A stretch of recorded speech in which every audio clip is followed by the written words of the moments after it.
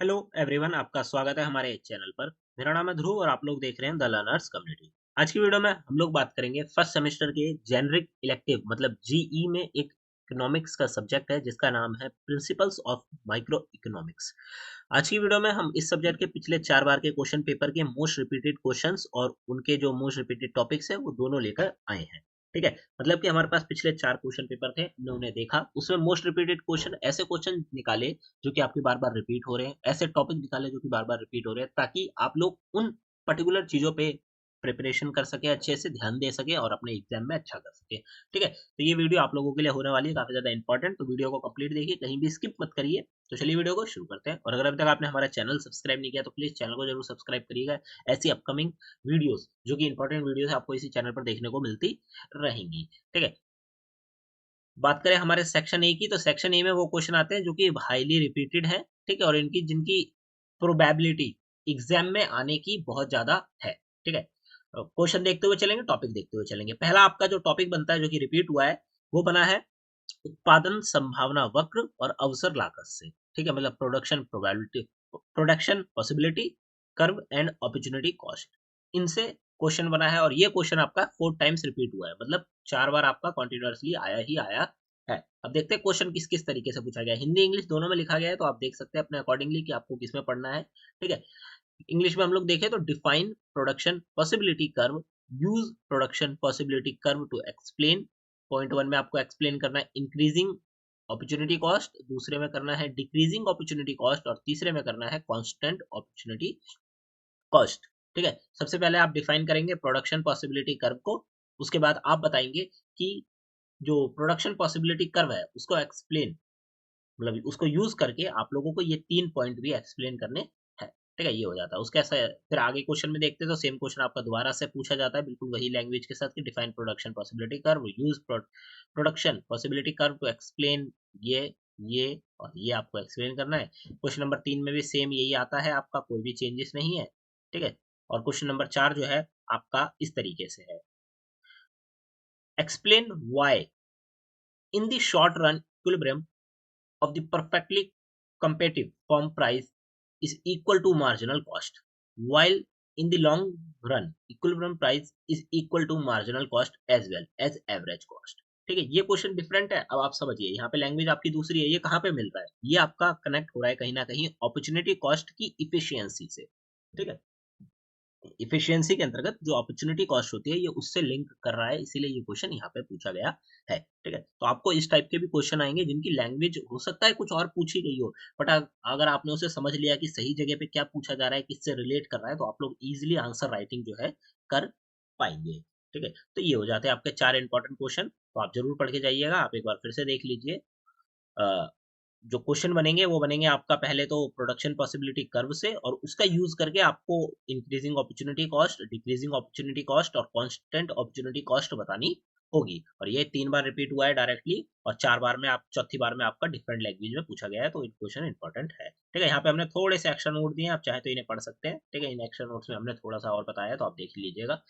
बात करें अगले क्वेश्चन नंबर 2 की या फिर टॉपिक नंबर 2 की, तो यहाँ पे आता है घटती सीमांत उपयोगिता का नियम और मांग वक्र व्युत्पत्ति, मतलब law of diminishing marginal utility and derivation of demand curve. 4 times आपका इससे रिलेटेड क्वेश्चन आया। क्वेश्चन क्या क्या आया वो देखते हैं।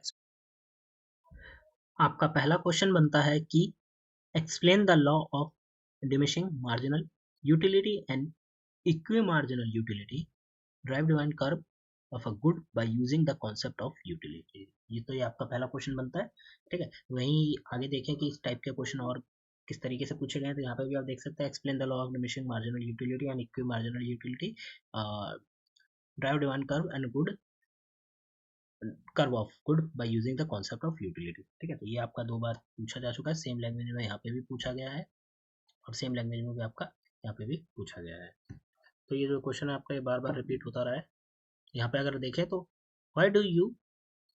why do the average and marginal revenue curve of a firm in a competitive market horizontal, ये किससे रिलेट करता है, ये क्वेश्चन रिलेट करता है utility derivation of utility derivation for demand से ये आपका क्वेश्चन जो है रिलेट करता है, तो इस क्वेश्चन को भी आप जरूर कवर करके जाइएगा।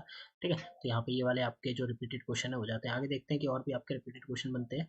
यहाँ पे एक्स्ट्रा नोट दिए गए हैं, आप इनको भी थोड़ा सा पढ़ सकते हैं, जिसमें हमने हल्का फुल्का सा बताया हुआ है। तीसरा आपका जो टॉपिक बनता है वो बनता है features and efficiency of perfect competition. ठीक है, कंपटीशन के परफेक्ट जो परफेक्ट कंपटीशन होता है उसके फीचर और एफिशिएंसी के बारे में 3 बार आपका रिपीट हो चुका है क्वेश्चन। क्वेश्चन क्या है, what are the feature of perfect competition, explain the efficiency of a perfect competitive market. तो ये आपको बताना है, what are features of perfect competition, explain the efficiency of a perfectly competitive marketing. यहाँ पे भी परफेक्टली होगा। ठीक है, फिर सेम आपका यहाँ पे भी पूछा गया है, तो डायरेक्ट पूछा गया है बिना किसी लैंग्वेज चेंज के। ठीक है, यहाँ पे एक बार और आता है, आप देख सकते हैं थोड़ा सा कि ये नॉट स्पेसिफाइड है, मतलब स्पेसिफाइड जगह पे नहीं था, पर देखते हैं कि एक्सप्लेन, क्वेश्चन कहता है कि explain why in short run equilibrium of a perfect competitive firm price is equal to marginal cost, why the long run equilibrium price is equal to marginal cost as well as average cost. तो ये हो जाता है। ठीक है, ये question आपने ऊपर भी देखा होगा, मैंने आपको कवर करा था ऊपर, तो ये यहाँ पे भी आ गया एक बार। ठीक है, तो ये आप पढ़ के जाइएगा इन क्वेश्चंस को, यहाँ पे एक्स्ट्रा डिटेल देख सकते हैं।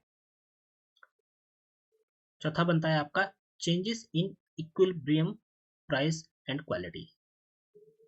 what what will happen if equilibrium price and quantity, if there is a fall input price accompanied by similar fall price in the substitute good। तो ये आपको यहाँ पे बताना है। ठीक है, ये वाला जो क्वेश्चन है इससे रिलेटेड क्वेश्चन आपके 4 बार आ चुके हैं। यहाँ पे आप देख सकते हैं दूसरा क्वेश्चन है।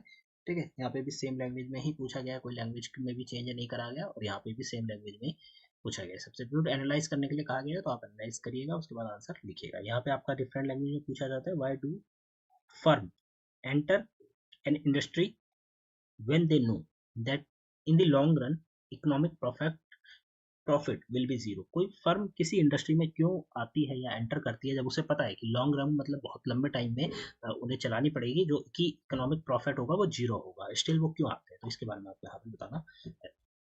ठीक है, एक्स्ट्रा नोट यहाँ पे दिए गए हैं, इनको पढ़ लीजिएगा। अगला आपका बनता है derivation of long run average cost curve. इससे रिलेटेड क्वेश्चन आपका 3 बार आ चुका है। क्वेश्चन देखें तो, derive the long run average curve from the short run cost curve, why is it shaped u। ये shift का क्यों, ये आपको यहाँ पे बताना है। यहाँ पे भी सेम पूछा गया है और यहाँ पे भी आपका सेम पूछा गया है।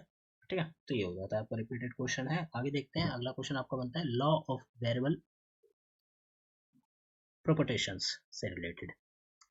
4 टाइम्स रिपीट हो चुका है। ठीक है, शॉर्ट आप कह सकते हैं कि ये जो है यहाँ पे डायरेक्ट पूछा गया है कि state and explain the law of variable proportion.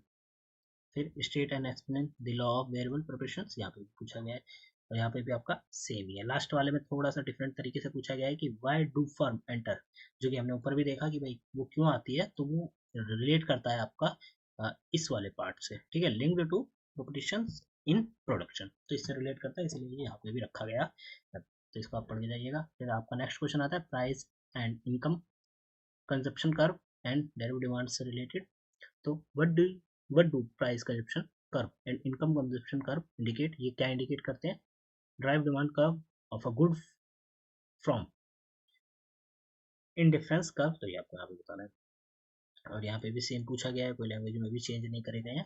ठीक है, और यहाँ पे भी आपसे सेम पूछा गया है, तो इसको आप जरूर पढ़ के जाइएगा। आगे देखते हैं, यहाँ पे हम पार्ट बी की तरफ या सेक्शन बी की तरफ आ जाते हैं, जहाँ पे वो क्वेश्चन आते हैं जिनकी प्रोबेबिलिटी हाई है, वेरी हाई नहीं है बट हाई है, और ये रिपीटेड भी क्वेश्चन है, तो उनको देखते हैं। ठीक है, economics and diseconomics of scale, इससे रिलेटेड आपके 3 बार क्वेश्चन आ चुके हैं कि derive the long run average curve from the short run average curve, why is it shaped U. ये शेप्ड यू वाला ऊपर भी था। ठीक है, तो यहाँ पे भी रिपीट हुआ है। उसके बाद short note on economic and diseconomic of scale, ये आपका शॉर्ट नोट में पूछा जा सकता है, इकोनॉमिक और डिस इकोनॉमिक के ऊपर आपको शॉर्ट नोट के लिए।